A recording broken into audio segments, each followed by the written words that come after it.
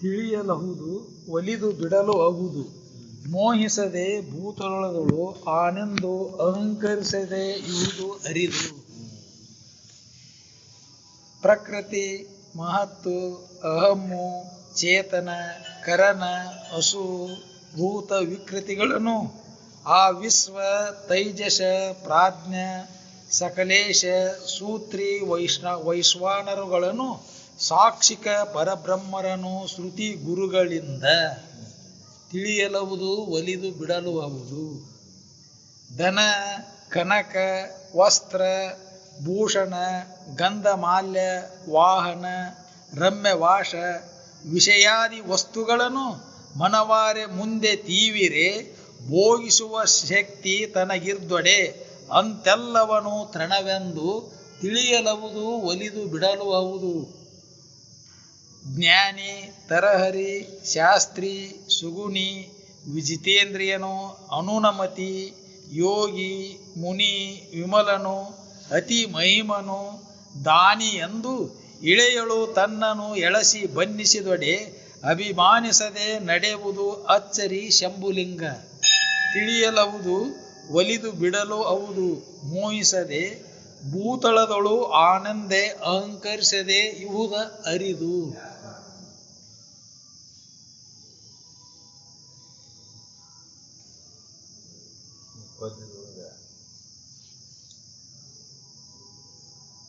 ಬರೀ ತಿಳಿದ್ರೆ ಹೆಂಗಾಕೈತಿ, ಜ್ಞಾನ ಆದ್ರೆ ಹೆಂಗಾಕೈತಿ ವ್ಯತ್ಯಾಸ. ಪರೋಕ್ಷ ಜ್ಞಾನ ಮತ್ತು ಅಪರೋಕ್ಷ ಜ್ಞಾನ. ಪರೋಕ್ಷವಾಗಿ ನಾವು ಕೇಳಿರ್ತೇವೆ, ಓದಿರ್ತೇವೆ, ತಿಳ್ಕೊಂಡು ಅನ್ಕೊಂಡಿರ್ತೇವೆ. ಆದರೂ ಮತ್ತೆ ಈ ಸಂಸಾರದೊಳಗೆ ಜಗತ್ತಿನೊಳಗೆ ವಿಷಯಾದಿಗಳಾಗ ಮೋಹ ಮತ್ತು ಪುನಃ ಪುನಃ ಪುನಃ ಪುನಃ ಪುನಃ ಹೋಗ್ತಿರ್ತತಿ, ಕಾಗತಿರ್ತತಿ, ಬಂದು ಸೇರ್ಕೊಂತಿರ್ತತಿ. ಅದಕ್ಕೆ ತಿಳಿದಂಗಾದರೂ ಸುದಕ್ಕೆ ಇದು ಮತ್ತೆ ಪುನಃ ಪುನಃ ಯಾಕೆ ಇದ್ರೊಳಗೆ ಮನಸ್ಸು ಸಂಚರಿಸ್ತತಿ? ಯಾಕಂದ್ರೆ ಅಪರೋಕ್ಷ ಅನುಭೂತಿ ಆಗಿಲ್ಲ. ಅದಕ್ಕೆ ಮತ್ತೆ ಪುನಃ ಪುನಃ ಪುನಃ ಪುನಃ ಜೀವ ಈ ಜಗತ್ತಿನೊಳಗೆ ಹುಡುಕಾಡಕ್ಕೆ ಶುರು ಮಾಡ್ತಾನೆ. ಅದಕ್ಕೆ ಅವರು ಎಂತೆಂಥವ್ರಿಗೆ ಇದು ಸಮಸ್ಯೆ ಆಗ್ತಕ್ಕಂತ ಕಡೆ ಚರಣಗಳು ಹೇಳಿದ್ರು. ಅವರು ಜ್ಞಾನಿ ಜಗತ್ತಿನೊಳಗೆ ಹೌದೌದು ಅಂತ ಬಣ್ಣಿಸಿಕೊಂಡ್ರೂ ಸುದೇಕ, ತಿಳಿದೇನಿ ಅಂತ ನೀನು ಮೆರೆದ್ರೂ ಸುದೇಕ, ಅಂತಃಕರಣದೊಳಗೆ ಸ್ವಚ್ಛ ಆಗಿರ್ಲಿಲ್ಲ ಅಂದ್ರೆ ಇದು ಹಿಂಗೆ ದೋಷ ಉಳಿತೈತೆ ನೋಡಿ. ಅಪ್ಪವ್ರು ಇದ್ರ ಬಗ್ಗೆ ಭಾಳ ಹೇಳ್ತಾರೆ. ತಿಳಿದೇನಂದ್ರೆ ತಿಳಿದಂಗಲ್ಲ ನೋಡ್ತಾನೆ. ತಿಳಿದತ್ತಿ ಅಂತ ನೀನು ಭಾವದೊಳಗೆ ಅಂತ ತಿಳಿದಿಲ್ಲ ಅಂತ ತಿಳ್ಕೊ. ತಿಳಿದ ಮೇಲೆ ತಿಳಿದೈತನ್ನೋ ಭಾವನೂ ಹೋಗಿರ್ಬೇಕು. ಹೆಂಗ ಬಿಟ್ಟೇನೆ ಅಂತ ಹೇಳೋಣ ಅಂದ್ರೆ ಬಿಟ್ಟಿಲ್ಲ ಅಂತ ಅರ್ಥ.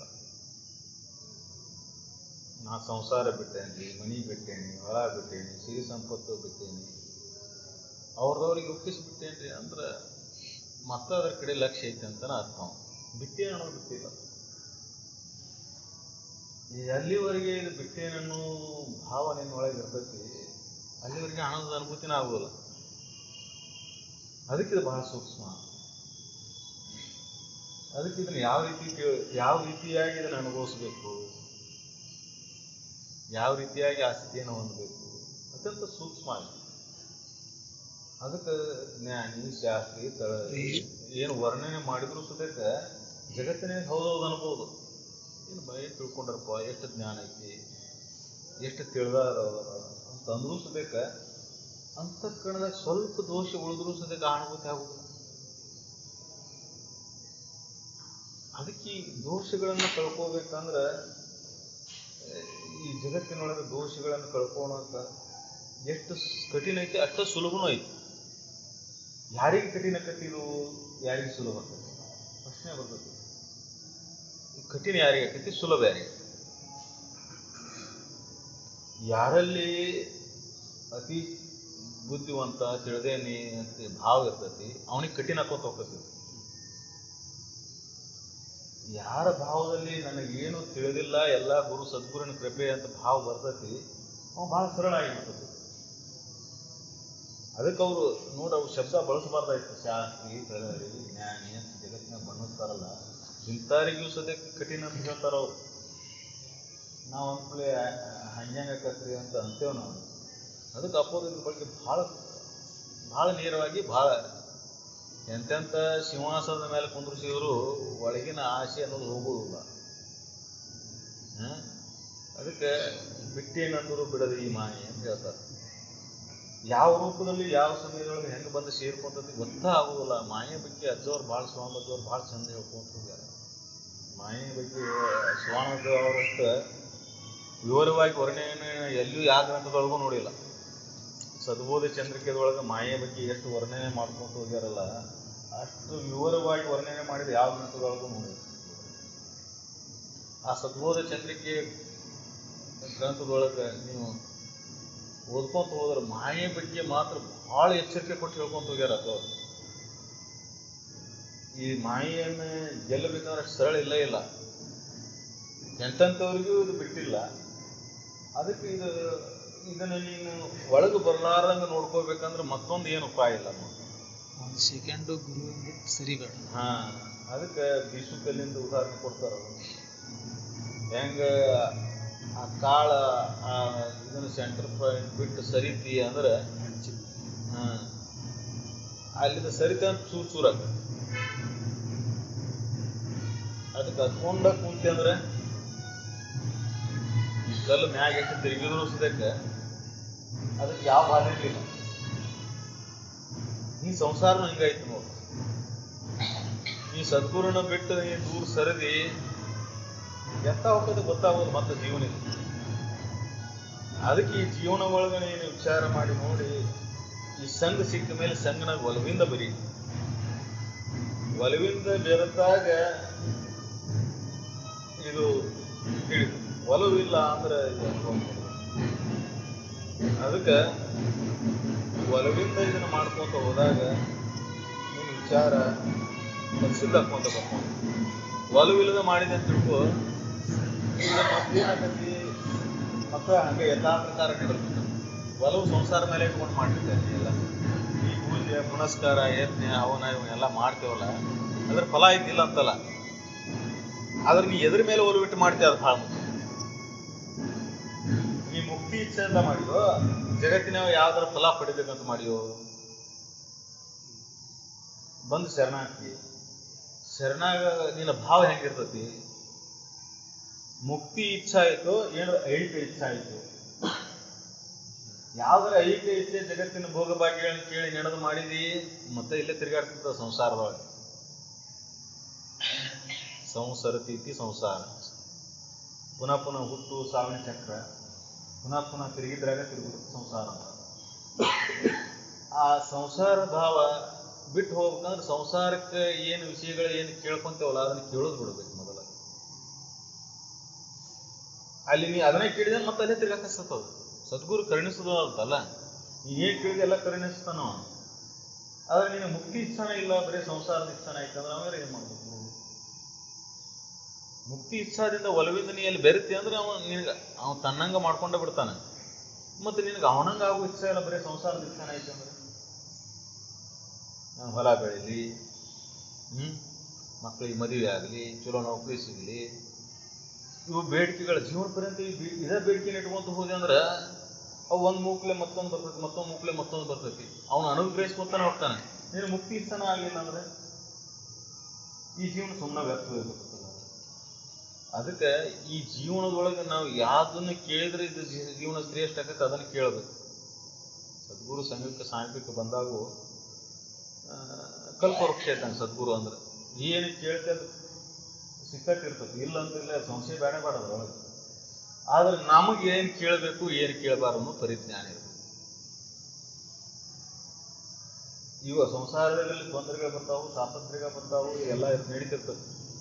ಆದ್ರೆ ನಮ್ಮ ಇಚ್ಛಾ ಬರೀ ಇದನ್ನ ಶುದ್ಧ ಮಾಡ್ಕೊಂಡ್ರಾಗಿರ್ಬಾರ್ದು. ಇದು ಪ್ರಾರಬ್ಧ ಕರ್ಮದ ಫಲವಂದ ಬಂದತಿ ಅಂತೇಳಿ ತಿಳಿದು ಏನು ಮಾಡ್ಬೇಕು ನಾವು? ಇದನ್ನು ಬಿಟ್ಟು, ಇದರ ಮೇಲಿನ ವಿಚಾರವನ್ನು ಬಿಟ್ಟು ಅಲ್ಲಿ ಶರಣಾಗಿಬಿಡ್ಬೇಕು. ಯಾವಾಗ ನೀನು ಈ ರೀತಿಯಾಗಿ ಚಿಂತನೆ ಮಾಡ್ಕೊಂತ ಅನನ್ಯವಾದ ಭಕ್ತಿ ಭಾವದಿಂದ ಒಂದಾಗಿ ಶುರು ಮಾಡ್ತೀವಿ, ಅವಾಗಿದ್ದು ಸರಳತೆ. ನೀನು ಏನಿದಕ್ಕೆ ವೇದ ಪುರಾಣಗಳನ್ನು ಓದ್ಕೊಂಡು ಕುಂದಿರ್ಬೇಕಾಗಿಲ್ಲ, ಶಾಸ್ತ್ರಾಧ್ಯಯನ ಮಾಡಬೇಕಾಗಿಲ್ಲ. ಈ ಸಂಸಾರದಾಗ ಇದ್ಕೊಂಡು ಈ ಭಕ್ತಿ ಭಾವ ನಿನ್ನಲ್ಲಿ ಹುಡುಕ್ತೆ ಅಂದ್ರೆ ಇಷ್ಟು ಸರಳ ಆಗಿಬಿಡ್ತದೆ ನೋಡಿ. ಮತ್ತು ಇಲ್ಲ ನೀನು ಒಲಗಿ ಸಂಸಾರದ ಕಡೆನೇ ಇತ್ತು, ಇದು ಕಠಿಣ, ಕಬ್ಬಿಣದ ಕಡೆಲೇ ಇದು. ಅದಕ್ಕೆ ನಮಗೆ ಅನನ್ಯವಾದ ಭಕ್ತಿ ಭಾವ ಹುಟ್ಟಲಾರದ, ಶ್ರದ್ಧಾ ಹುಟ್ಟಲಾರದ ಅಲ್ಲಿ ಜ್ಞಾನ ಗಿಡ್ಸಕ್ಕೆ ಸಾಧ್ಯನೇ ಇಲ್ಲ. ಅಪರೋಕ್ಷ ಅನುಭೂತಿ, ಪರೋಕ್ಷ ಜ್ಞಾನ ಸಾಕಷ್ಟು ಸಿಗ್ತದೆ. ನಾವು ಕೇಳ್ತೇವೆ, ಹೇಳ್ತೇವೆ, ಓದ್ತೇವೆ, ಬರಿತೇವೆ. ಮಹಾನ್ ವಿದ್ವಾನ್ ಅನ್ನೋರು ಭಾಳ ಗ್ರಂಥ ಬರೆದವರು ಅಂತ್ಯಕಾಲದಾಗ ಕಣ್ಣೀರಿಟ್ಟು ಹೋಗ್ಯಾರ. ಶಂಕರಾಚಾರ್ಯರು ಅಂತವ್ರು ಉದ್ಧಾರ ತೆಗೆದ್ರೆ ನಾವು ಪೂರ್ವ ಭಾಗದಲ್ಲಿ ಅವನು ಬರೀದಿನಲ್ಲ, ಅದನ್ನು ಹೇಳಿದ್ನಲ್ಲ, ಅದನ್ನು ಬರೀಬಾರ್ದಾಗಿತ್ತು ಅನ್ಕೊಂಡ್ರು ಅವ್ರ ಕಡೆ. ಯಾಕೆ ಅನ್ಕೊಂಡ್ರು ಅಂದ್ರೆ ಜನ ಬರೀ ಅದಕ್ಕೆ ಓದ್ ಬಿದ್ರು. ಮುಂದಿನ ಅಂತ್ಯಕಾಲ ಜ್ಞಾನದ ಬಗ್ಗೆ ಬರೋದಿಲ್ಲ, ಅದನ್ನು ತಿಳ್ಕೊಳ್ಳಿಲ್ಲಲ್ಲ. ಮಡಿ ಮೈಲಿಗೆ ಮಂತ್ರ ತಂತ್ರ, ಪೂಜೆ ಪುನಸ್ಕಾರ ಯಜ್ಞ ಹೋಮಾದಿಗಳನ್ನು ಹೇಳಿದ್ರಲ್ಲ, ಇಷ್ಟಕ್ಕೆ ಸೀಮಿತ ಕೂತು ಬಿಡ್ತಲ್ಲ. ಇದನ್ನ ಎದಕ್ಕಾಗಿ ಮಾಡಿದ್ರು ವಿಚಾರ ಬೇಕಲ್ಲ. ಇದನ್ನ ಎದಕ್ಕಾಗಿ ಮಾಡಿದ್ರು, ಜ್ಞಾನಕ್ಕೆ ಅರ್ಹನಾಗಲಿ ಅಂತ ಇವು ಕಟ್ಟುಪಾಡುಗಳು ನಿಯಮಗಳನ್ನು ಇಟ್ಟರು. ಅಂತರಂಗ ಸುದ್ದಿ, ಬಹಿರಂಗ ಸುದ್ದಿ ಇವು ಎರಡೂ ಆಗಿ ಪಾತ್ರತೆ ಬಂದಾಗ ಜ್ಞಾನಕ್ಕೆ ಅರ್ಹನಾಕ್ಕ ನಾವು. ಜ್ಞಾನದ ಅರ್ಹತೆ ಬರಲಿಲ್ಲ ಅಂದ್ರೆ ಆ ಜ್ಞಾನ ಬೋಧಿಸುವುದು ಫಲಿಸುವುದಿಲ್ಲ ಅನ್ನೋದಕ್ಕೆ ಇವು ಮೊದಲಿನ ಕಟ್ಟುಪಾಡುಗಳನ್ನು, ಯಮ ನಿಯಮಾದಿಗಳ ಆಚರಣೆ ಆಗಲಿ, ನೀತಿ ನಿಯಮಗಳಾಗಲಿ, ಮತ್ತು ಯಾವ ಶಾಸ್ತ್ರೋಕ್ತ ವಿಧಿವಿಧಾನಗಳನ್ನು ಹೇಳ್ಯಾರಲ್ಲ, ಮನುಷ್ಯ ಜೀವನ ಹೆಂಗೆ ಮಾಡಬೇಕು, ಏನು ಮಾಡಬೇಕು, ಏನು ಮಾಡಬಾರ್ದು, ಇವನು ಎದಕ್ಕೆ ಹೇಳಿದ್ರು? ಈ ಕಟ್ಟುಪಾಡುಗಳನ್ನು ನಿಯಮಗಳನ್ನು ಆಚರಣೆ ಮಾಡ್ಕೊಂತ ಬಂದಾಗ ಅಂತರಂಗ ಈ ಜ್ಞಾನವನ್ನು ತಿಳ್ಕೊಳಕ ಸಮರ್ಥ ಆಕತಿ. ಆ ಅಂತಃಕರಣ ಅಲ್ಲಿ ಆ ಸ್ಥಿತಿಯನ್ನು ಮುಟ್ಟಿದಾಗ ಗುರು ಬೋಧನೆ ನಡೆದ್ರೆ ಅದು ಜ್ಞಾನ ಅಲ್ಲಿ ಘಟಿಸ್ತದೆ. ಸಾತ್ವಿಕ ವಿಚಾರ, ಸತ್ಸಂಗ ಇಲ್ಲದನ್ನ ಜ್ಞಾನ ಘಟಿಸುವುದಿಲ್ಲ. ಗುರು ಹೇಳೇನಿ ಸದ್ಗುರುನ ಮುಖಾಂತರ ಕೇಳೇನ ಅಂದ್ರೂ ತಿಳಿಸೋದಕ್ಕೆ ಅದು ಅನುಭವಕ್ಕೆ ಬರುವುದಿಲ್ಲ. ಪಾತ್ರತೆ ಬೇಕಲ್ಲ. ಅಕ್ಷರ ಜ್ಞಾನ ಇಲ್ಲ ಅವನಿಗೆ ಒಮ್ಮಕ್ಲೆ ಹೋಗಿ ನೀ ಪೇಜ್ ಮೇಲೆ ಥೀಸಿಸ್ ಬರೀಪ ಅಂದ್ರೆ ಅಕ್ಷರನ ಬರೆಯಕ್ಕೆ ಬರುವುದಿಲ್ಲ ಅವನಿಗೆ. ಒಮ್ಮಕ್ಲೆ ನೀನು ಒಂದು ಯಾವ್ದಾರ ವಿಷಯದ ಮೇಲೆ ಪ್ರಬಂಧ ಮಂಡಿಸ್ಪ ಅಂದ್ರೆ ಭಾಷಾ ಜ್ಞಾನ ಬೇಕು, ಅಕ್ಷರ ಜ್ಞಾನ ಬೇಕು, ಭಾಷಾ ಜ್ಞಾನ ಬೇಕು, ವಿಷಯ ಜ್ಞಾನ ಬೇಕು, ಅಂದಾಗ ಅವ್ನು ಪ್ರಬಂಧ ಮಂಡಿಸಕ್ಕೆ ಸಾಧ್ಯ ಐತಿ. ಇವು ಯಾವ ಇಲ್ಲದನ ಒಮ್ಮಕ್ಲೆ ಪ್ರಬಂಧ ಮಂಡಿಸಂದ್ರೆ ಹೆಂಗೆ ಸಾಧ್ಯ ಐತಿ? ಹಂಗೆ ಒಮ್ಮಕ್ಲೆ ನಾನು ಓದಿ ಕೇಳಿ ತಿಳ್ಕೊಂಡ್ಬಿಡ್ತೇನೆ ಅಂದ್ರೆ ಇದು ಸಾಧ್ಯ ಇಲ್ಲ. ನೀತಿವತ್ತಾದ ಜೀವನ ಬೇಕು. ನೀ ತಿಳ್ಕೊಂಡಂಗೆ ಅನಿಸ್ತತಿ ನಿನಗೆ, ಆದ್ರೆ ಜ್ಞಾನ ಘಟಿಸೋದಿಲ್ಲ. ತಿಳಿದಂಗೆ ಅನಿಸ್ತತಿ ನಿನಗೆ, ಆಚರಣೆ ಬರೋದಿಲ್ಲ. ಹೌದೌದು, ನಿನಗೆ ಗೊತ್ತೈತಿ ವೇದದಾಗ ಏನು ಹೇಳೈತಿ, ಉಪನಿಷತ್ನಾಗ ಏನು ಹೇಳೈತಿ, ಶಾಸ್ತ್ರ ಪುರಾಣಗಳಲ್ಲಿ ಏನು ಹೇಳೈತಿ, ಎಲ್ಲ ಗೊತ್ತದಾವ ನಿನಗೆ. ಗೊತ್ತಿದ್ರು ನೀನು ಆಚರಣೆ ಮಾಡಕ್ಕೆ ಹಚ್ಚೋದಿಲ್ಲ. ಅದು ಪ್ರಸಂಗ ಬಂದಾಗ ಮತ್ತೆ ವಿಷಯದ ಕಡೆ ಮನಸ್ಸು ಹಿಡಿತೈತಿ. ಪ್ರಸಂಗ ಬಂದಾಗ ನಿನ್ನಲ್ಲಿ ನೀತಿ ನಿಯಮಗಳನ್ನು ಕೆಲ್ಸಾಕಸ್ತದೆ, ಅನೀತಿ ಮಾರ್ಗವನ್ನು ಹಿಡಿಯಾಕಸ್ತೈತಿ. ಯಾಕಂದ್ರೆ ವಿಷಯಗಳೇನು ನೋವು ಹೋಗಿರೋದಿಲ್ಲ, ಕೇಳಿದ ತಕ್ಷಣ ಹೋಗೋದಿಲ್ಲ. ಅದಕ್ಕೆ ಪರಿಶುದ್ಧವಾದ ಆಚರಣೆ ಬಹಳ ಮುಖ್ಯ. ಅದಕ್ಕೆ ಅವ್ರು ಈ ಪದ್ಯದೊಳಗೆ ಸಾರಾ ಸಗಟವಾಗಿ ಎಲ್ಲವನ್ನ ತೆಗೆದು ಹಾಕಿಬಿಟ್ಟಾರ. ನೀವು ಹಿಂಗೆ ತಿಳ್ಕೊಂಡು ಹೆಂಗೆ ಮಾಡ್ಕೊಂಡು ಕೂತ್ರೆ ತಿಳಿತತಿ, ಮುಕ್ತಿ ಆಗ್ತದೆ ಅಂತ ತಿಳ್ಕೊಂಡಿಲ್ಲ, ಸಾಧ್ಯ ಇಲ್ಲ ಅಂತ ಹೇಳ್ತಾರೆ. ಅದಕ್ಕೆ ಅಲ್ಲಿ ಏನು ಮಾಡಬೇಕು? ಸರಳ ವಿಚಾರ ಅಂದ್ರೆ ಅಂತಃಕರಣವನ್ನು ಸ್ವಚ್ಛ ಮಾಡ್ಕೊಂತ ಹೋಗ್ಬೇಕು. ಮಲಿನತೆ ಭಾಳ ಇರ್ತದೆ ಅಂತಃಕರಣದೊಳಗೆ. ಬ್ಯಾಡ ಅಂದ್ರೂ ವಿಚಾರಗಳು ಬರ್ತಾವೆ. ಬ್ಯಾಡ ಅಂದ್ರೂ ಕಾಮ, ಕ್ರೋಧ, ಲೋಭ, ಮೋಹ, ಮದ, ಮತ್ಸರಾದಿಗಳಲ್ಲಿ ಯಾವುದನ್ನು ಒಂದು ಸ್ವಲ್ಪ ದೋಷ ಉಳಿದ್ರೂ ಸದ್ಯಕ್ಕೆ ಆದ ಸಹಜ ಸ್ಥಿತಿಯನ್ನು ತಂದುಕೊಡುವುದು. ಅದಕ್ಕೆ ಇದು ಬಹಳ ಕಠಿಣ ಐತಿ.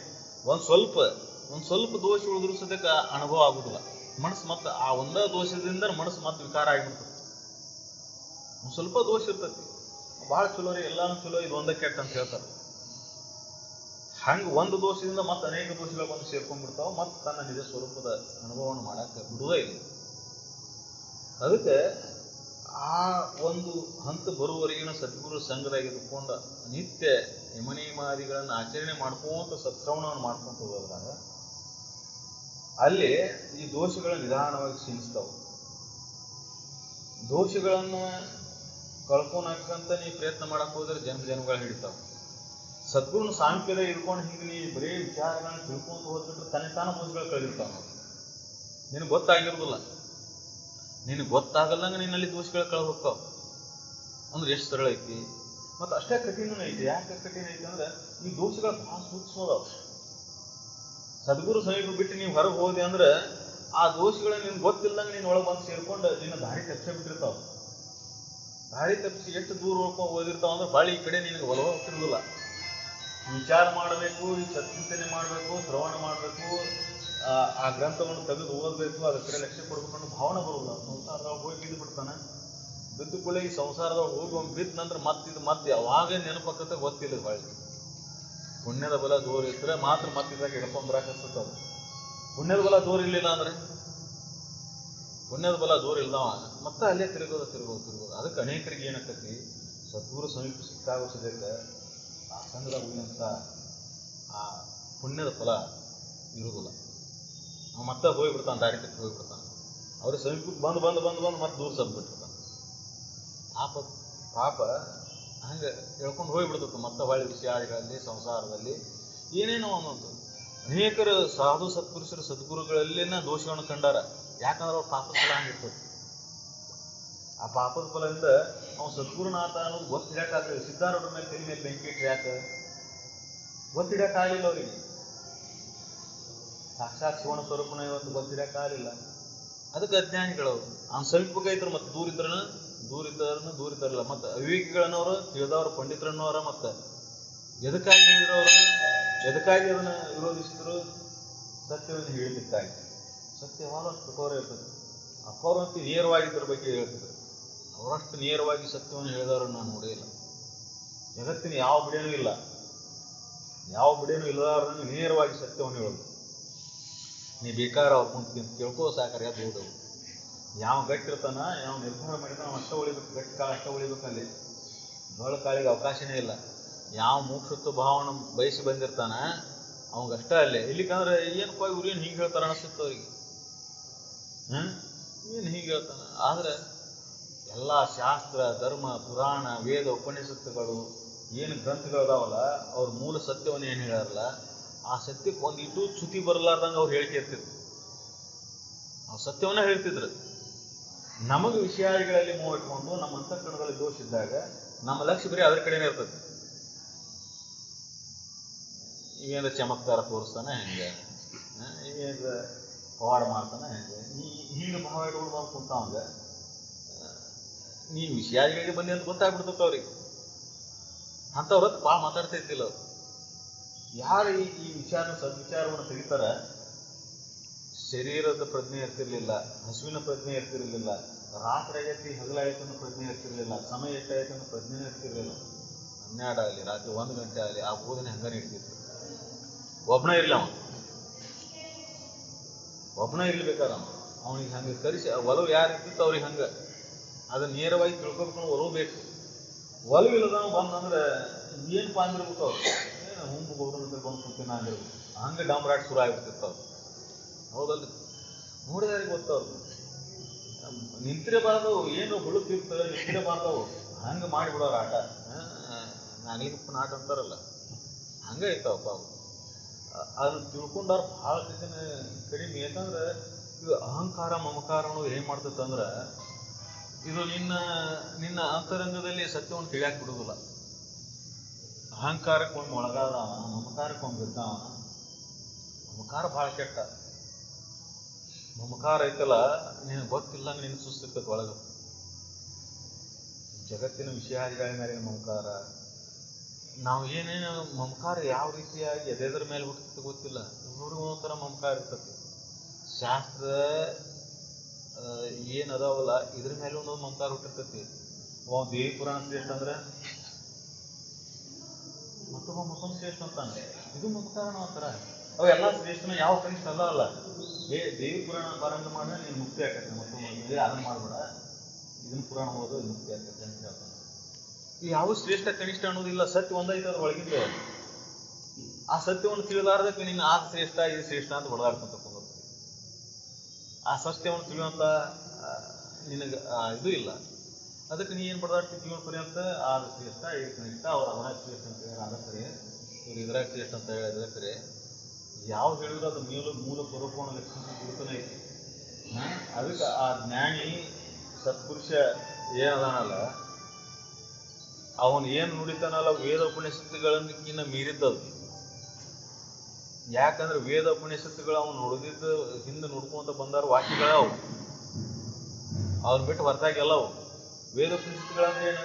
ಹಿಂದೆ ಋಷಿಮುನಿಗಳು ಹೇಳಿದಂಥ ಮಹಾವಾಕ್ಯಗಳವು. ಈಗ ಜ್ಞಾನಿ ಏನು ಹೇಳ್ತಾನೆ ಅದು ಅದನ್ನು ಬಿಟ್ಟಿರುವುದೇ ಇಲ್ಲ. ಆ ಕಾಲಕ್ಕೆ ಆ ಸಂದರ್ಭಕ್ಕಾಗಿ ಅದನ್ನು ಹೇಳಿರ್ತಾನೆ, ಈ ಕಾಲಕ್ಕೆ ಈ ಸಂದರ್ಭವಾಗಿ ಇವನು ಹೇಳ್ತಾನೆ. ಜೀವನ ಕಲಮಗಳು ವ್ಯತ್ಯಾಸ ಆಗಿರ್ತಾವೆ. ಆಗಿನ ಕಾಲದಾಗ ವ್ಯವಸ್ಥೆ ಈಗಿನ ಕಾಲದ ವ್ಯವಸ್ಥೆ ವ್ಯತ್ಯಾಸ ಐತಿ. ಅದಕ್ಕೆ ಅವಾಗ ಏನು ಮಾಡಿದ್ರು ಪರಿಶುದ್ಧಕ್ಕಂಥ ಕರ್ಮಗಳು ಆಚರಣೆಗಳನ್ನು ಹೇಳ್ತಾರೆ. ಅವ ಆಚರಣೆಗಳನ್ನು ಈಗೂ ಅಂತ ಉಂಟಲ್ಲ. ಆದ್ರೆ ಏನಪ್ಪ, ಅಂತಃಕರಣದಲ್ಲಿ ಕೆಲ ಯಮ ನಿಯಮಾದಿಗಳಿದಾವಲ್ಲ ಯಾವ ಕಾಲಕ್ಕೂ ಬದಲಾವಣೆ ಆಗ್ತದೆ. ಅಹಿಂಸೆ, ಅಕ್ಷಯ, ಬ್ರಹ್ಮಚರ್ಯ ಇವೇನದಾವಲ್ಲ ಇವು ಯಾವ ಕಾಲಕ್ಕೂ ಒಂದೇ ಥರ ಇರ್ತಾವ. ಕಾಲಗಳ ಯುಗಗಳು ಬದಲೇ ಆಗಲಿ, ಹೊರಗಿನ ಆಚರಣೆಗಳ ಬದಲೇ ಆಗ್ಬೋದು, ಆದ್ರೆ ಸತ್ಯ ಮಾತ್ರ ಒಂದೇ ಇರ್ತದೆ.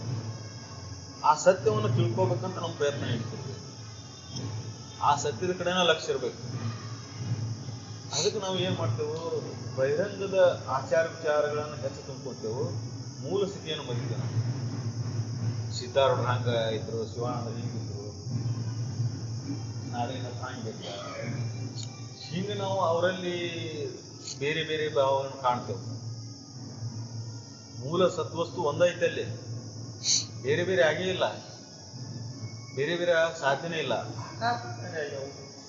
ಆ ಸಹಜವಾಗಿ ಆ ಪ್ರಾರಬ್ಧ, ಆ ಶರೀರದ ಪ್ರಾರಬ್ಧ ಭಿನ್ನ ಐತಿ. ಆ ಶರೀರ ಪ್ರಾರಬ್ಧ ಭಿನ್ನ ಇದ್ದಾಗ ಆ ಶರೀರ ಪ್ರಾರಬ್ಧ ತರ ಆ ಶರೀರ ನೋಡ್ತಿರ್ತತಿ, ಆ ಶರೀರ ನಡೀತಿರ್ತತಿ. ಅದರ ಅರ್ಥ ಅವರ ಹಂಗದಾರ ಅಂತಲ್ಲ. ಶರೀರ ಬಂದ್ಮೇಲೆ ಪ್ರಾರಬ್ಧ ಉತ್ಕೊಂಡು ಬಂದಿರ್ತತಿ. ಆ ಪ್ರಾರಬ್ಧವನ್ನು ಭೋಗಿಸಿ ಹೋಗ್ಕೊಂಡು ಅವ್ರಿಗೆ ಗೊತ್ತಿರ್ತತಿ. ಇಲ್ಲ ಅಂದ್ರೆ ಅದರಿಂದ ಪಾರಾಗುವ ಬಗೆಯನ್ನು ಅವ್ರು ಮಾಡ್ಕೊಂಡು ಮತ್ತೆ ಪುನರ್ಜನ್ಮ ಎತ್ಬೇಕಾಗತ್ತೆ. ತಿಳಿದ ಅದ್ರ ಬಗ್ಗೆ ಗೊಡವಿಗೆ ಹೋಗೋದಿಲ್ಲ. ಇದು ಬಂದತಿ, ಇದು ಉಂಟದಂತ. ಶರೀರ ಬಂದತಿ, ಶರೀರ ಉಂಟಿರ್ತತಿ, ಇದನ್ನ ನನಗೆ ಸಂಬಂಧ ಇಲ್ಲ. ಅದಕ್ಕೆ ಸಾಮಾನ್ಯ ಏನು ನೋಡ್ತಾನ, ಅವ್ರಿಗೆ ಅಂಥದ್ದು ಬಂತಲ್ಪ. ರಾಮಕೃಷ್ಣ ಪರಮಹಂಸರ ಕ್ಯಾನ್ಸರ್ ಆದಾಗ ಉದ್ಗಾರ ತೆಗಿತಾರೆ ಮಂದಿ. ಯಾಕೆ ಹೇಳ್ತೀರಿ ನೀವು? ಅವ್ರಿಗೆ ಆ ಭಾವ ಇಲ್ಲ. ಶರೀರ ರೋಗ ತುತ್ತಾಗೈತಿ, ನೆಳಾಕತ್ತತಿ. ಶರೀರ ಸಹಜವಾಗಿ ಅದರ ಕೋಪ ತಾಪಗಳಿಗೆ ಹೆಂಗೆ ಬಲಿ ಆಗತ್ತೆ, ಹಂಗೆ ರೋಗಕ್ಕೆ ಬಲಿ ಆಗೈತಿ. ಅದಕ್ಕೆ ಅದು ನೆಳತಿರ್ತದೆ. ಅವ್ರಿಗೆ ಆ ಭಾವನೆ ಇಲ್ಲ, ಶರೀರ ಭಾವನೆ ಇಲ್ಲ. ಹಂಗೆ ಜ್ಞಾನಿ ಯಾವಾಗಲೂ ಈ ಸಂಸಾರದೊಳಗೆ ಇದ್ಕೊಂಡು ಈ ಭಾವದೊಳಗೆ ಇರೋದಿಲ್ಲ. ನಾವು ತನ್ನ ನಿಜ ಸ್ವರೂಪ ಭಾವದೊಳಗೆ ಇರ್ತಾನೆ, ಆನಂದದ ಭಾವ ಇರ್ತಾನೆ. ನಮಗೆ ಸಾಮಾನ್ಯ ಅನ್ಸತಿ ಅವರು ನಮಗೆ ಅಪ್ಪ ಅವ್ರ ಬಗ್ಗೆ ಭಾಳ ಜನ ಅನ್ಯತಾ ಭಾವ ಮಾಡ್ಕೊಂಡಿದ್ದ. ಹಿಂಗೆ ಅಹಂಕಾರ ಮಮಕಾರಕ್ಕೆ ಒಳಗಾಗಿ ಅವ್ರು ಶ್ರೇಷ್ಠ, ಅವ್ರು ಹಂಗಿದ್ರು, ಇವ್ರು ಹಿಂಗಿದ್ರು, ಇವ್ರು ಹಿಂಗದಾರ. ಮುಂದೆ ಎಲ್ಲ ಜ್ಞಾನಿಗಳು ಬರೋದು ಭಿನ್ನ ಭಿನ್ನನೇ ಇರ್ತಾರ. ಇದೇ ಕರ್ಮ ಇದ್ರಾಗಿರ್ಬೇಕಂತಿಲ್ಲ. ಯಾರ ಅಂತಃಕರಣ ಸತ್ಯ ಇರ್ತೈತಿ ಅವರಿಗೆ ಅದನ್ನು ತಿಳಿಯೋಕ್ಕಂಥ ಸಾಮರ್ಥ್ಯ ಇರ್ತದೆ. ಅದನ್ನು ಅವರಿಗೆ ತಿಳ್ಕೊಂಡು ಇವು ಜ್ಞಾನಿ ಅಂತ ಗೊತ್ತು ಹಿಡಿಯಾಕ ಬರ್ತದೆ. ಯಾರ ಅಂತಃಕರಣ ವಿಷಯಗಳ ಮೇಲೆ ಮೋಹ ತುಂಬಿರ್ತೈತಿ ಅವ್ನು ತಿಳಿಯೋದೇ ಇಲ್ಲ. ಹೊರಗಿನ ನೋಡ್ತಿರ್ತಾನ ಅವನು. ಅದಕ್ಕೆ ಅಷ್ಟಾವಕ್ರ ಹೇಳೋದಿಲ್ಲ, ಇಲ್ಲೆಲ್ಲ ಸೇರಿದಾರೆ, ಎಲ್ಲ ಚಮ್ಮಾರ ನೀವು ಅಂತ ಹೇಳ್ತಾನೆ. ಹೌದಲ್ಲ? ಅಂಥ ವಿದ್ವಾಂಸರು ಸೇರಿರ್ತಾರೆ. ಎಲ್ಲರೂ ಬ್ರಾಹ್ಮಣೋತ್ತರ ಇರ್ತಾರೆ. ಅಂದ್ರೆ ಎಲ್ಲ ವೇದ ಉಪನಿಷತ್ತುಗಳನ್ನ ಅಧ್ಯಯನ ಮಾಡಿದವರು, ಎಂಥ ಪ್ರಶ್ನೆ ಬಂದ್ರು ಅದಕ್ಕೆ ಉತ್ತರ ಕೊಡುವಂತಾರೆ. ಎಲ್ಲ ಸಾವಿರಾರು ಜನ ಸೇರಿರ್ತಾರೆ. ನೀವು ಬರೋದನ್ನು ನೋಡಿ ನಕ್ಕು ಕೊಡ್ಲಿ ನಾವು ಅಂತಾನೆ. ಎಂಥ ಸಬದಾಗ ಕುಂತೀವೋ ಜನಕ್ಕೆ ನೀನು, ಇವರೆಲ್ಲ ಚಮ್ಮಾರನ್ನ ಸೇರಿಸ್ಕೊಂಡು ಕುಂತೀನಪ್ಪ. ಯಾಕಂದು ಅಂತ ಕೇಳ್ತಾನ ನಾವು. ಇವರೆಲ್ಲರೂ ನಾನು ನೋಡೋವಲ್ರಿ, ಚರ್ಮನ ನೋಡಕತ್ತಾರ. ನನ್ನ ಆಕಾರನೂ ನನ್ನ ನೋಡುವಂಥ ಸಾಮರ್ಥ್ಯ ಇವ್ರಿಗೆ ಇಲ್ಲೇ ಇಲ್ಲ. ಇವ್ರಿಗೇನಿದ್ರು ಈ ಆಕಾರ ನೋಡಾಕತ್ತಾರ. ಅದಕ್ಕೆ ಇವ್ರಿಗೇನು ಸತ್ಯನ ತಿಳಿದಿಲ್ಲ. ಇವ್ರು ಹೊರಗಿನ ನೋಡ್ತಾರ ಅಂದಮೇಲೆ ಇವ್ರಿಗೆ ಇದ ಅಂತೇಳಿ ಹಂಗೆ ಉದ್ಗಾರ ತೆಗಿತಾನ. ಅವಾಗ ಜನಕ ಮಹಾರಾಜ ಅನ್ಸತಿ, ಸತ್ಯ ಇವನಲ್ಲಿ ಐತಿ. ಇವ್ರನ್ನೆಲ್ಲರನ್ನು ಬಿಟ್ಟು ಅವನು ಸಿಂಹಾಸನದ ಮೇಲೆ ಕುಂದಿಸ್ತಾನ. 8 ಕಡೆ ಡೊಂಕ ಡೊಂಕಾಯಿ ಹೆಂಗೆ ನಡ್ಕೊಂತ ಬರುವಂಥ ಅವನ್ನ ಸಿಂಹಾಸನ ಮೇಲೆ ಕುಂದ್ರಿಸಿದ್ದ ಅಂತ ಹೇಳ್ಕೊಂತ ಕೇಳ್ತಾನ. ಹೆಂಗ ಮುಕ್ತಿಯನ್ನು ಹೊಂದುವುದು, ಹೆಂಗ ವಿಷಯಾದಿಗಳ ಮೇಲೆ ಮೋಹನ ಬಿಡುವುದು? ಎಷ್ಟು ನೇರವಾದ ಪ್ರಶ್ನೆಗಳು, ಅಷ್ಟ ನೇರವಾಗಿ ಉತ್ತರ ಕೊಡ್ತಾರೆ ಅಷ್ಟಾವಕ್ರ ಮಹರ್ಷಿ. ಅಷ್ಟ ನೇರವಾಗಿ ಉತ್ತರ ಕೊಡ್ತಾರೆ. ಮುಕ್ತಿಯನ್ನ ನೀ ಇಚ್ಛಾ ಮಾಡಿದ್ದಾರೆ ಒಂದೇ ಸರಳ ಉಪಾಯ, ಮತ್ತೊಂದು ದಾರಿನೇ ಇಲ್ಲ. ಜಗತ್ತಿನ ಎಲ್ಲಾ ಭೋಗ ಭಾಗಗಳನ್ನು ದೂರ ಸರಿಸಿಬಿಡೋನು. ಎಲ್ಲಿ ಒಳಗೆ ಸರಿಸೋದು? ಹೊರಗೆ ಬಿಟ್ಟು ಹೋಗಿ ಬಿಡದಾಕ ಕುಂದ್ರೋದಲ್ಲ, ಒಳಗೆ ಸರಿಸಿಬಿಡ. ಇವು ನಾನು ನನ್ನಂತ ಏನು ಇಟ್ಕೊಂಡು ಕುಂತಿಯಲ್ಲ, ಇದ್ರ ಮೇಲೆ ಮೋಹ ಇಟ್ಕೊಂಡು ಕುಂತಿಯಲ್ಲ, ಇದನ್ನ ಒಂದು ದೂರ ಸರಿಸಿ ನೋಡಂಗಿ. ಎಲ್ಲಾ ಕೋಪ ತಾಪಗಳಿಗೆ ಇವ ಕಾರಣ ಆಗ್ಯಾವ ನಿನಗೆ. ಇದನ್ನೇನು ಹಿಡ್ಕೊಂಡು ಕುಂತಿಯಲ್ಲ, ಇದ ಬಂಧನ. ಇದನ್ನ ಬಿಡುದ ಮುಕ್ತಿ. ನಾನು ನಂದಂತ ಏನು ಹಿಡ್ಕೊಂಡು ಕುಂತಿಯಲ್ಲ, ಇದ ಬಂಧನ. ಇದನ್ನ ಬಿಡುದ ಮುಕ್ತಿ. ನೀನು ಬಂಧನ ಆಗಿಲ್ಲ ನಿನಗೆ. ಇದನ್ನ ಹಿಡ್ಕೊಂಡು ಕುಂತಿದ್ದಕ್ಕೆ ಬಂಧನ ಅನ್ಸಕ್. ಶರೀರ ನಾನು ಹಿಡ್ಕೊಂಡು ಕುಂತಿ, ಇದಕ್ಕೆ ಅದಾವು ರೋಗ ರುಜಿಗಳು ಬರ್ತಾವು, ಹಸು ತ್ರಿಸಿಗಳ ಬಾಧೆ ಐತಿ, ಹುಟ್ಟೈತೆ ಅಂದ್ಮೇಲೆ ಸಾಯ್ತೈತಿ. ಇದು ಬಂಧನ. ಈ ಭಾವವನ್ನು ಬಿಡು, ನೀನು ಹುಟ್ಟಿನೂ ಇಲ್ಲ, ಸತ್ತೂ ಇಲ್ಲ. ರೋಗ ರುಜಿಗಳ ಕಾಟನೂ ನಿನಗಿಲ್ಲ, ನಿನಗೆ ಹಸು ತ್ರಿಸಿಗಳ ಬಾಧೆನೂ ನಿನಗಿಲ್ಲ. ನೀ ಆನಂದವೇ ಸ್ವರೂಪ. ಆ ಆನಂದದ ಅನುಭೂತಿ ಆಗ್ಬೇಕಲ್ಲ. ಆನಂದದ ಅನುಭೂತಿ ಅದ ಮುಕ್ತಿ ಸುಖ. ಅದು ಯಾವಾಗ ಸಾಧ್ಯ ಐತಿ? ಇದನ್ನು ಬಿಟ್ಟಾಗ. ಅದಕ್ಕೆ ಅವನು ಹೇಳ್ತಾನ, ವಿಷಯಾನ್ ವಿಷವತ್ತೇಜ. ನೀನು ಮುಕ್ತಿನ ಹೊಂದಬೇಕಾಗಿತ್ತಂದ್ರೆ ತಾತ ಅಂತ ಓಡಿ ಶಬ್ದ ಉಪಯೋಗ ಮಾಡ್ತಾನ. ಯದಿ ಮುಕ್ತಿ ಇಚ್ಛಿಸಿ ತಾತ ವಿಷಯಾನ್ ವಿಷವತ್ತೇಜ. ತಾತ ಅನ್ನೋ ಶಬ್ದ ಅತ್ಯಂತ ಪ್ರಿಯವಾದಂಥ ಆವಾಗಿನ ಕಾಲಾಗ ಉಪಯೋಗ ಮಾಡಿ ನಾವು ತಾತ ತಾತ ಅಂತೇವಲ್ಲ ನಾವು. ಹಂಗೆ ಜನಕ ಮಹಾರಾಜಿಗೆ ಹೇಳ್ತಾನ, ನೀನು ಮುಕ್ತಿನ ಹೊಂದಬೇಕಾಗಿತ್ತಿಲ್ಲಪ್ಪ, ವಿಷಯಾನ್ ವಿಷವತ್ತೇಜ. ವಿಷಯಗಳನ್ನು ವಿಷ ಅಂತ ತಿಳಿದು ಬಿಡುವಂಥ ಚಿಂತನೆಯಲ್ಲಿ ಕೊಡು. ಇವು ವಿಷ ಅದಾವ, ಇವು ಸಿಹಿ ಅದಾವ, ಅನುಭವದಿಂದ ನೋಡ್ಕೊ. ನೀನು ಎಲ್ಲಿವರೆಗೆ ನೀನು ಸ್ವ ಅನುಭವ ಇಲ್ಲ, ಅದ್ರ ಬಗ್ಗೆ ಆಲೋಚನೆ ಇಲ್ಲ, ಅದ್ರ ಬಗ್ಗೆ ಚಿಂತನೆ ಇಲ್ಲ, ಅಲ್ಲಿವರೆಗೆ ಈ ಶಾಸ್ತ್ರ ಪುರಾಣ ವೇದ ಉಪನಿಷತ್ತುಗಳು ಶ್ರುತಿ ಪುರಾಣಗಳು ಅವಾದರೂ ಏನು ಮಾಡಕ್ಕೆ ಸಾಧ್ಯ ಅದಾವು? ಯಾವನಿಗೆ ಸ್ವಂತ ವಿಚಾರ ಇಲ್ಲ, ವಿಚಾರ ಮಾಡುವ ಸಾಮರ್ಥ್ಯ ಇಲ್ಲ, ಯಾರಲ್ಲಿ ವಿವೇಕ ಜಾಗ ಆಗಿಲ್ಲ, ಇವು ಯಾವ ಕೆಲಸಕ್ಕೆ ಬರೋದಿಲ್ಲ. ಐತಿ ನಿಧಿ ನಿನ್ನ ಹತ್ರ ಐತಿ, ಅದನ್ನ ಉಪಯೋಗ ಮಾಡ್ಕೊಳ್ಳಿಲ್ಲ ಅಂದ್ರೆ, ವೇದ ಉಪನಿಷತ್ತುಗಳ ಜ್ಞಾನ ನಿನಗೆ ಐತಿ, ಕೇಳಿ ಹೇಳಿ ತಿಳ್ಕೊಂಡು ಅದನ್ನ ಜೀವನದಲ್ಲಿ ಅಳವಡಿಸ್ಕೊಳ್ಳಿಲ್ಲ ಅಂದ್ರೆ ಅದನ್ನು ವಿಚಾರ ಮಾಡ್ಬೇಕಲ್ಲ. ಅದನ್ನು ವಿಚಾರ ಮಾಡಿ ಅದನ್ನು ಚಿಂತನೆ ಮಾಡಿ ಅದರಂಗೆ ಜೀವನ ಕ್ರಮವನ್ನು ಮಾಡ್ಕೋಬೇಕಲ್ಲ ನಾವು. ಇದ ದುಃಖಕ್ಕೆ ಕಾರಣ ಐತಿ, ಇದ ಬಂಧನಕ್ಕೆ ಕಾರಣ ಐತಿ. ನಮಗೆಲ್ಲ ಗೊತ್ತೈತಿ, ಗೊತ್ತಿಲ್ಲ ಅಂತಲ್ಲ, ಭಾಳ ಮುಂದುವರೆದೇವೆ ನಾವು. ಆದ್ರೆ ಆಚರಣೆ ಇಲ್ಲ ನಮ್ಮ. ಆದ್ರೆ ಆಚರಣೆಗಳು ಅದಾವ ನಮ್ಮ, ಇಲ್ಲ ಎಷ್ಟಕ್ಕೆ ಸೀಮಿತ ಅದಾವು? ಹೊರಗಿನ ಬಹಿರಂಗರಿಗೆ ಆಚರಣೆಗಳು ಅಷ್ಟೇ ಸೀಮಿತ ಅದಾವು. ಅದ್ರಾಗ ಅರ್ಧಂಬರ್ಧ ಮಾಡ್ತೇವೆ, ಅರ್ಧಂಬರ್ಧ ಮಾಡೋದಿಲ್ಲ. ಮತ್ತೆ ಎದಕ್ಕೆ ಮಾಡ್ತೇವೆ, ಎದಕ್ಕೆ ಮಾಡಕತ್ತೇವೆ ಅನ್ನೋದು ಗೊತ್ತಿಲ್ಲ. ಆ ಕಾಲಕ್ಕೆ ಆ ಸಮಯಕ್ಕೆ ಅವಶ್ಯ ಇತ್ತು, ಮಾಡಬೇಕಾಗಿತ್ತು. ಯಾಕೆ? ಶರೀರವನ್ನು ರಕ್ಷಿಸಬೇಕಾಗಿತ್ತು.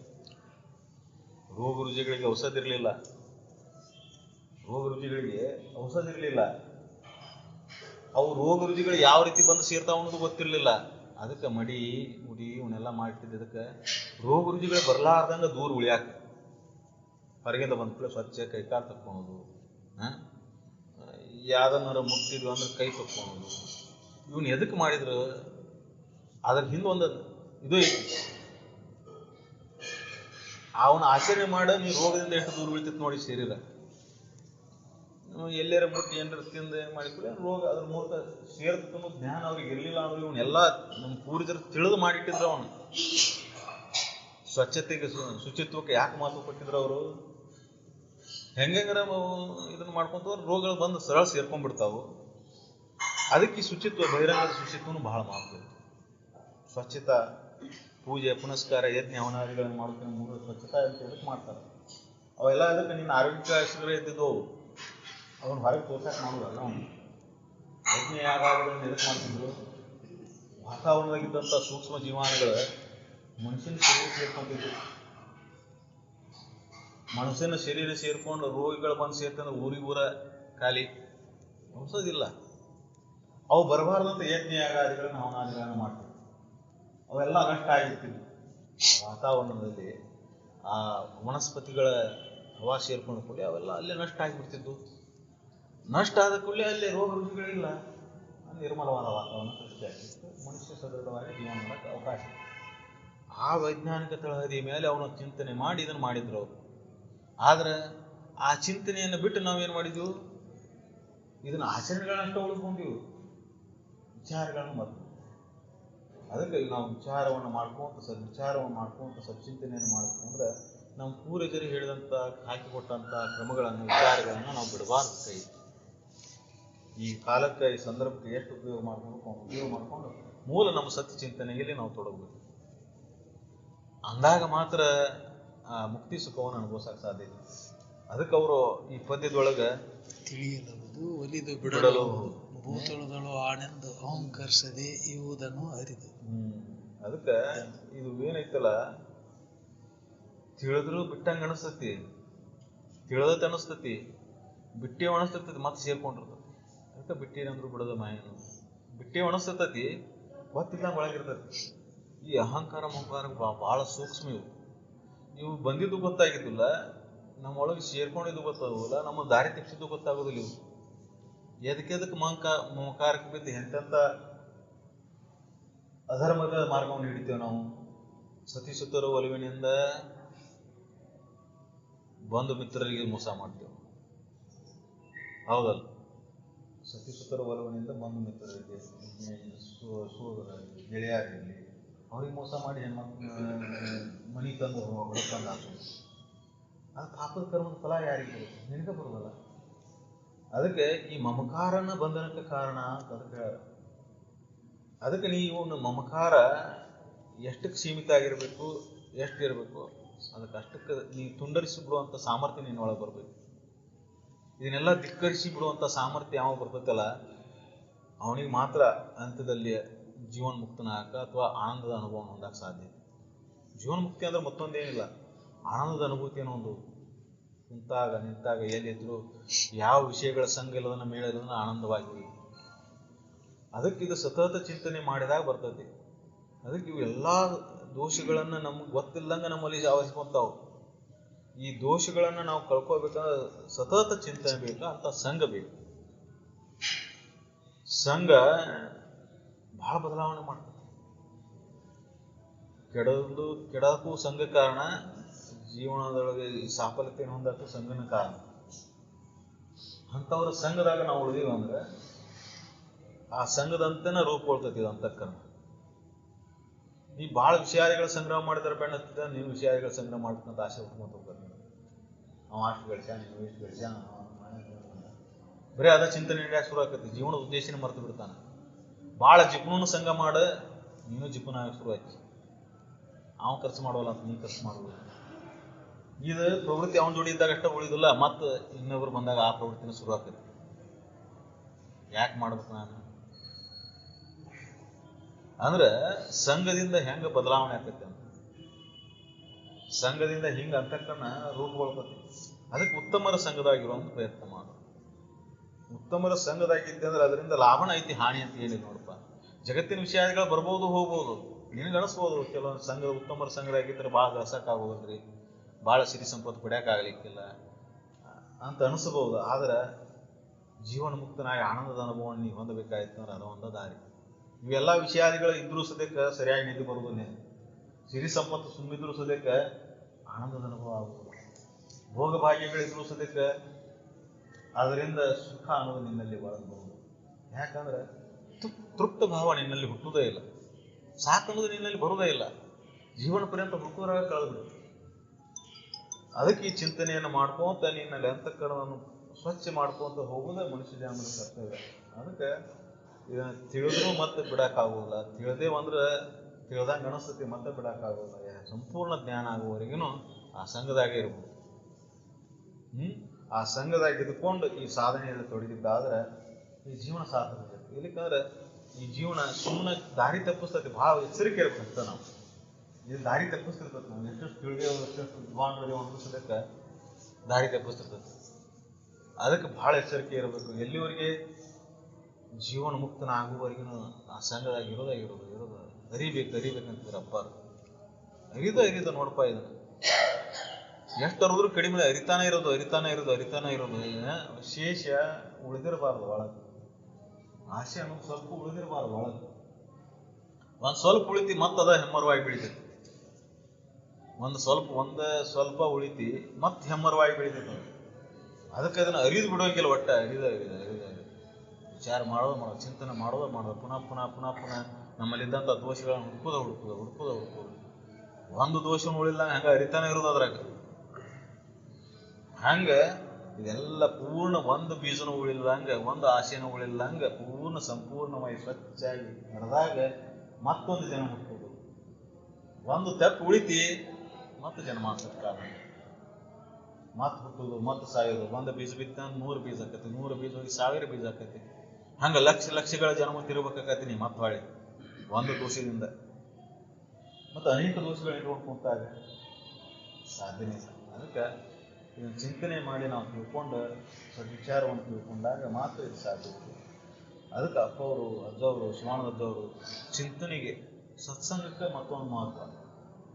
ಆ ಸಮಯದಾಗ ಮತ್ತೊಂದು ಏನು ಯಾವುದೂ ಕಡೆ ಲಕ್ಷ್ಯ ಹೋಗಿರಬಾರ್ದು, ಯಾವುದು ಅದಕ್ಕೆ ಬಾಧಕ ಬಂದಿರಬಾರ್ದು. ಭಾಳ ಸಿಟ್ಟು ಬರ್ತಿತ್ತು ಅಪ್ಪವ್ರಿಗೆ. ಈ ವಿಚಾರಕ್ಕೆ ಕೂತಾಗ ಊಟ ಮಾಡ್ಬರಿ ಅಂತ ಕರೆಯಂಗಿಲ್ಲ ಅವ್ರಿಗೆ. 3 ಗಂಟೆ ಆಗಿಲ್ಲ, ಮಧ್ಯಾಹ್ನ 4 ಗಂಟೆ ಆಗಿಲ್ಲ, ಊಟಕ್ಕೆ ಕರೆಯಂಗಿಲ್ಲ. ಜಳಕ ಮಾಡ್ಬರಿ ಅಂತ ಹೇಳಂಗಿಲ್ಲ. ಯಾರ ಬಂದು ಮುಂಜಾನೆ 8:30, 9ಕ್ಕೆ ಬಂದು ಕೂತ್ರಂದ್ರೆ ಮಧ್ಯಾಹ್ನ 12, 1 ಆಗಿರ್ಬೇಕು. ಜಳಕ ಇಲ್ಲ, ಏನಿಲ್ಲ. ಮುಂಜಾನೆ ಏನಿಲ್ಲ, ಹಂಗ ಕೂತ ಬಿಡುದು. ಹಂಗ ಇದ್ರ ಕಡೆ ಅಷ್ಟೊಂದು ಒಲವಿಂದ ಮಾಡಿದಾಗ ನಮಗೆ ಸಿದ್ಧಿಸ್ತದೆ ಸಾಧ್ಯ. ಅಪ್ಪವರು ಶರೀರ ಇರುವವರೆಗೂ ಇದೇ ಭಾವನ ನೋಡಿ. ಯಾವಾಗಲೂ ಒಂದು ಅರೆಕ್ಷಣನೂ ಈ ಭಾವವನ್ನು ಮರೆತು ಅವರು ದೇಹಭಾವ ನೋಡಲಿಲ್ಲ. ಎಂತೆಂಥ ದೇಹಕ್ಕೆ ತೊಂದರೆ ಬಂದಾಗ ಸದ್ಯಕ್ಕೆ ಈ ದೇಹಭಾವನ ಎಷ್ಟು ಸರಳ ಬಿಡ್ತಿದ್ರು ಅವರು ಅಂದ್ರೆ, ಕಡೀಕ ಶರೀರ ಇನ್ನೊಂದು 2-3 ದಿನಕ್ಕೆ ಹೋಗೋದು. ನಾನು 400 ಹೋದ್ರೆ ಫುಲ್ಲು ಜ್ವರ ಅದಾವು. ಶರೀರ ಹಿಂಗೆ ಪ್ಲಾಸ್ಟಿಕ್ ಚೇರ್ ಮೇಲೆ ಹಿಂಗೆ ಕುಂತಿದ್ರೆ ಯಾಕೆ ಭಾಳ ಹಿಡಿತೈತಿ ನೋಡ್ಬೇಕಮ್ಮ. ಭಯಂಕರ ಜ್ವರ ಅದಾವು. 103 ಭಯಂಕರ ಹೊಡ್ಯಾಗ್ತೈತಿ. ಸ್ವಲ್ಪ ವೀಕ್ಸ್ ಹಚ್ಚಿದ್ನಿ. ಆಯ್ತು ಬಿಡಪ್ಪ, ಇದ್ರ ಭಾವ ಬಿಡ್ತೇನೆ ಅಂತೇಳಿ ಹೋಗಿ ಆಟ ಆಡ್ಬೇಕು. ಅಂಥ ಜ್ವರದೊಳಗೆ ಒಂದು ಅರೆಕ್ಷಣದೊಳಗೆ ಮತ್ತೆ ಶರೀರ ಭಾವ ಇಲ್ಲ. ಮತ್ತು ಆನಂದ ಇವ್ರಿಗೆ ಏನು ಜಟ ಇದೈತಲ್ಪ ಅಂತಿರ್ಬೇಕು. ಹಂಗೆ ನೀತಿ ಮಾಡಕ್ಕಾಗ್ತದೆ ಆ ಕ್ಷಣದೊಳಗೆ. ಯಾರಿಗೆ ಬರ್ತದೆ ಹಂಗೆ? ಇಚ್ಛಾ ಮಾಡಿದ ಕೂಡ ಶರೀರ ಭಾವ ಬಿಟ್ಟು ಆನಂದದ ಭಾವದಾಗ ಇರಲಿ. ಶರೀರಕ್ಕೆ ಏನಿರಲಿ, ಸಂಸಾರದೊಳಗೆ ಏನಾರ ಇರಲಿ, ಯಾರಿಗೆ ಬರ್ತದಂಥ ಭಾವ? ಅದಕ್ಕೆ ಸಾಧ್ಯ ಇಲ್ಲ. ಅದಕ್ಕೆ ಸಾಧನ ಬೇಕು, ಜನ್ಮದ ಸಂಸ್ಕಾರ ಬೇಕು. ಅಂದಾಗ ಮಾತ್ರ ಸಾಧ್ಯ. सकल साधु संत महाराज की जय।